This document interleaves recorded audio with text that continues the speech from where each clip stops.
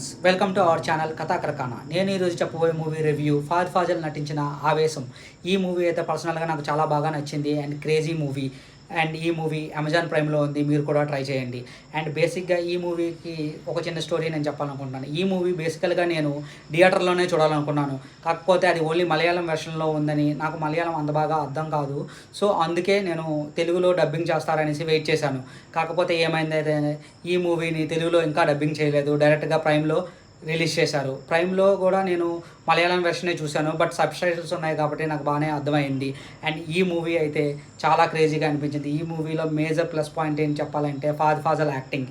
ఎందుకంటే ఈ మూవీలో ఆయన యాక్టింగ్ అయితే నెక్స్ట్ లెవెల్లో ఉంటుంది. అండ్ ఈ మూవీలో ఇంకో 3 మెంబర్స్ ఉన్నారు, వాళ్ళ యాక్టింగ్ కూడా బాగుంటుంది, స్టూడెంట్స్గా చేశారు. అండ్ ఈ మూవీలో ఫహద్ ఫాజిల్ క్రేజీ మ్యాడ్నెస్ అయితే నాకు చాలా బాగా నచ్చింది. ఆయన dialogues, comedy and action sequence, ఆయన ఎలివేషన్స్ అండ్ క్లైమాక్స్ అయితే నాకు పిచ్చగా నచ్చింది. అండ్ ఈ మూవీలో నాకు మెయిన్గా ఇంకోటి నచ్చింది ఏంటంటే సాంగ్స్. ఆ సాంగ్స్ ఇచ్చింది ఎవరో కాదు, సుషింత్ శ్యామ్. ఈయన ఈ మూవీకి బ్యాక్గ్రౌండ్ స్కోర్ అండ్ 2 సాంగ్స్ అయితే చాలా బాగా ఉన్నాయి. అండ్ ఈ మూవీకి ఇంకో విషయం మెయిన్ ప్లస్ పాయింట్ ఏంటంటే డైరెక్టర్ ఎవరో కాదు, జితు మాధవన్.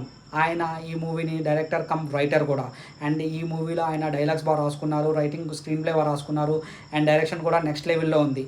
అండ్ ఈ మూవీకి నేను ఇంకోటి ఏమనుకుంటున్నానంటే, ఈ మూవీని రీసెంట్గా రీమేక్ చేస్తారని చాలా టాక్స్ వస్తున్నాయి అండ్ తెలుగులో రీమేక్ చేస్తారని. సో ఈ మూవీని రీమేక్ చేస్తే తెలుగులో ఏ యాక్టర్ సూట్ అవుతుందనేసి మీరు అనుకుంటున్నారు. నా పర్సనల్ ఒపీనియన్ అయితే బాలకృష్ణ గారికి అయితే బాగా యాప్ట్గా ఉంటుందని అనుకుంటున్నాను. ఎందుకంటే ఆయన అన్స్టాపబుల్లో చేసిన కామెడీ అండ్ టైమింగ్ చూసి ఫహద్ ఫాజిల్ క్యారెక్టర్కి బాగా సూట్ అవుతారు అనుకుంటున్నారు. కానీ కొన్ని కమర్షియల్ ఎలిమెంట్స్ కూడా చేంజ్ చేయాలి అనుకుంటున్నాను. బట్ క్లైమాక్స్ అయితే నాకు పిచ్చిగా నచ్చింది ఈ మూవీలో.